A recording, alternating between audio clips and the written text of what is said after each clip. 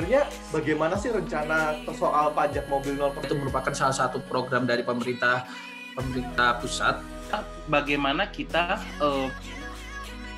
dealing with the problem of misalnya traffic jam, kemudian bagaimana upaya kita meningkatkan.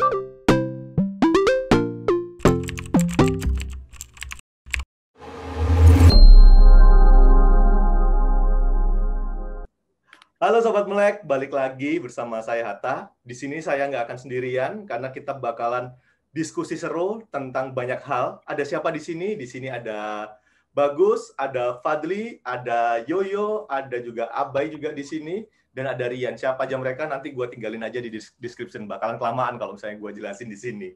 Oke, lah kita sebenarnya ngobrol-ngobrol santai aja sih tentang beberapa hal, tentang ya update-update terkini soal perekonomian Indonesia dan tentang APBN Indonesia lah.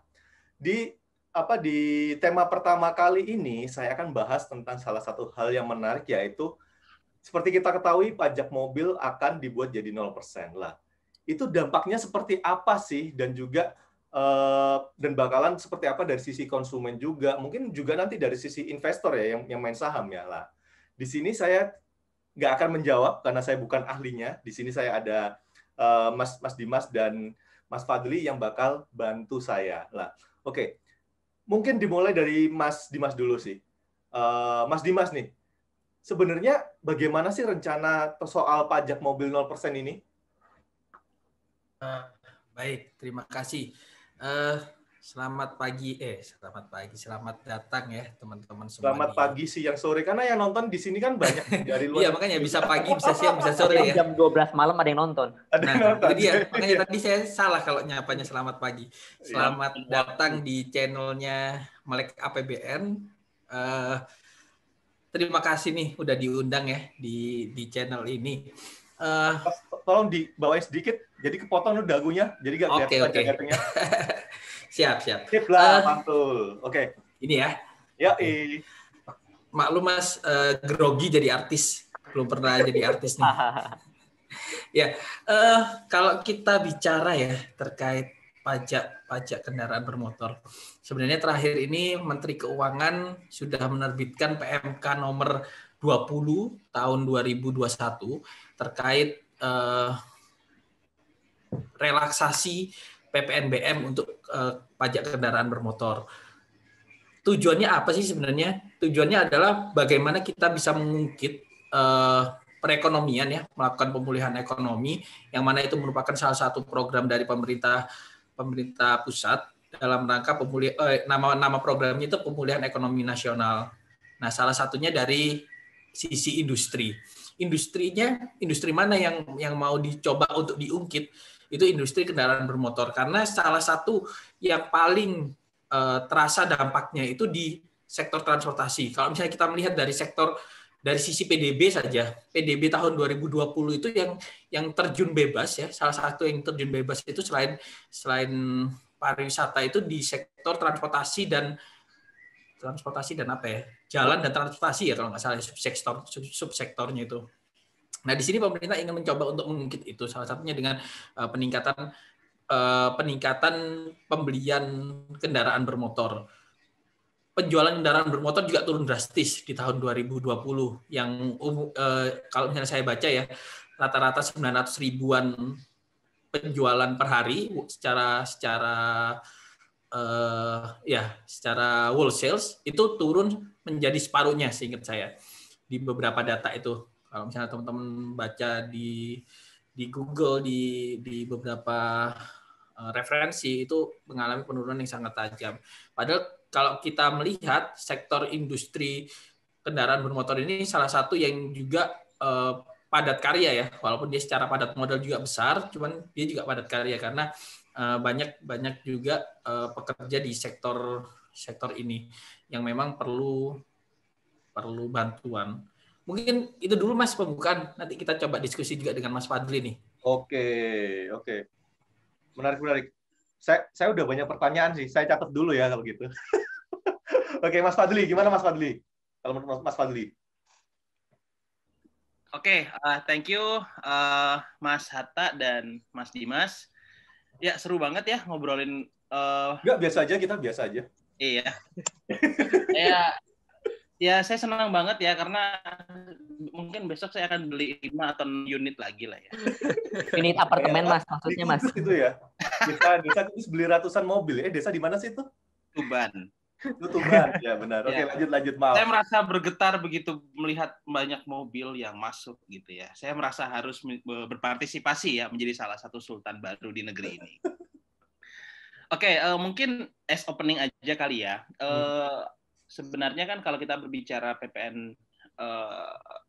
PPNBM yang kemudian jadi 0% ini, itu kan kita berbicara pada konteks awalnya mungkin yang banyak kita pikirkan itu adalah trade-off between penerimaan negara atau trade-off between industri sustainability atau trade-off peningkatan produktivitas ekonomi dan juga trade-off dengan upaya kita untuk meningkatkan preferensi masyarakat terhadap penggunaan transportasi publik. Nah itu artinya kalau kita memposisikan diri kita sebagai masyarakat, kita memposisikan diri kita sebagai stakeholders non pemerintah atau stakeholders non industri gitu misalnya ya. Jadi memang ada challenge-nya. Tapi memang sekali lagi kalau kita berbicara aspek kebijakan itu kita berbicara mengenai implikasi dalam jangka menengah maupun jangka panjang ya. Nah, seperti yang kita ketahui tadi juga sudah disinggung oleh Mas Dimas bahwa COVID ini itu memberikan dampak yang sangat serius bagi seluruh sektor. Dari seluruh sektor hanya 2 sektor yang tetap tumbuh positif ya di pertengahan tahun kemarin, sektor agriculture kalau tidak salah sama sektor informasi komunikasi. Nah, sektor yang terdampak ini otomotif salah satunya yang terdampak sangat serius ya. Nah, oleh karena itu memang salah satu upaya untuk mendorong produktivitasnya adalah dengan beban pajaknya diberikan semacam istilahnya itu nafas yang lebih panjang lah gitu ya kira-kira ya untuk meningkatkan produktivitas dalam jangka panjang. Karena dengan demikian proyeksi mengenai peningkatan volume penjualan, volume produksi itu akan meningkat ya. Contohnya misalnya kalau kita proyeksikan ini akan dilaksanakan dalam waktu cepat, maka setidaknya akan terjadi peningkatan produksi yang mencapai 80 ribuan kalau tidak salah ya, menurut asosiasi yang bersangkutan ya. Jadi ada sekitar peningkatan 80 ribuan unit, kemudian juga penambahan output atau produktivitas industri otomotif ini, itu juga diperkirakan akan memberikan sumbangsi pemasukan negara sebesar 1,4 triliun ya dalam bentuk pajak penghasilan dari penghasilan corporate income tax-nya. Nah, kemudian sebagaimana yang kita ketahui bahwa upaya untuk menjaga sustainability atau menjaga produktivitas industri ini kan salah satu upaya kita untuk menjaga keberlangsungan ekonomi ya, apalagi target-targetnya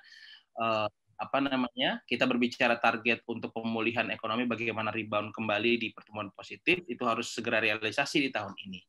Namun memang tantangannya adalah bagaimana kita dealing with the problem of misalnya traffic jam, kemudian bagaimana upaya kita meningkatkan preferensi masyarakat untuk menggunakan transportasi publik misalnya. Karena suka tidak suka dengan adanya fasilitas yang lebih mudah untuk mendapatkan sebuah unit mobil itu akan menjadikan akan menjadi disinsentif tersendiri ya buat kita untuk menggunakan transportasi publik, apalagi di saat sekarang kita juga masih jungkir balik nih untuk meningkatkan minat masyarakat menggunakan transportasi publik. Namun mungkin karena masa pandemi ya penggunaan transportasi publik juga dibatasi ya. Penggunaan transportasi publik dibatasi, kemudian masyarakat juga masih banyak yang WFH, sehingga memang dalam jangka menengah kebijakan ini menjadi salah satu langkah yang ditempuh untuk menjaga sustainability dari perekonomian kita ya.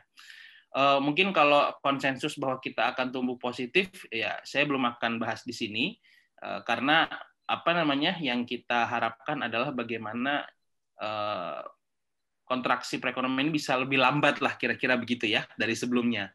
dari sebelumnya yang kuartal 2 5%-an, kemudian menjadi 3%-an, kemudian ya nanti kita harapkan kalaupun masih jangan sampai ya, kita harapkan positif ya.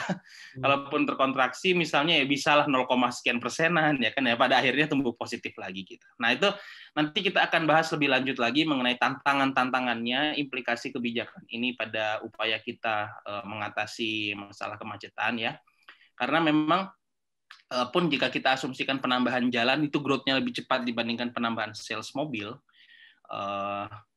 itu bukan jawaban sebenarnya. Kalau kita belajar di negara maju, memang yang membuat kemacetan teratasi itu bukan pada rasio penambahan jalan sebenarnya, tapi bagaimana preferensi masyarakat menggunakan transportasi publik. Nah, ini kita akan berbicara tantangannya. Karena nggak bisa, ya we cannot do that at once gitu ya.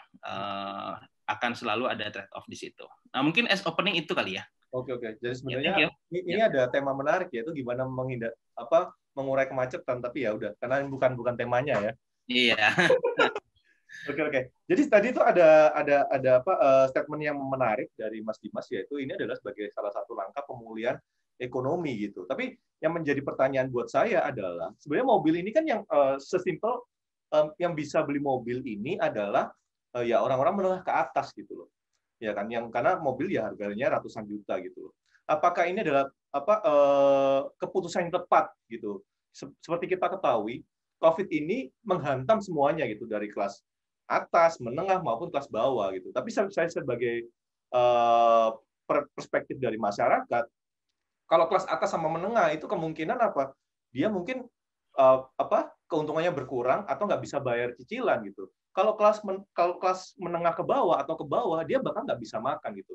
Nah, yang menjadi pertanyaan, apakah bijak gitu loh memberikan insentif kepada mobil, bukan ke yang benar-benar fokus ke menengah ke bawah atau ke bawah gitu.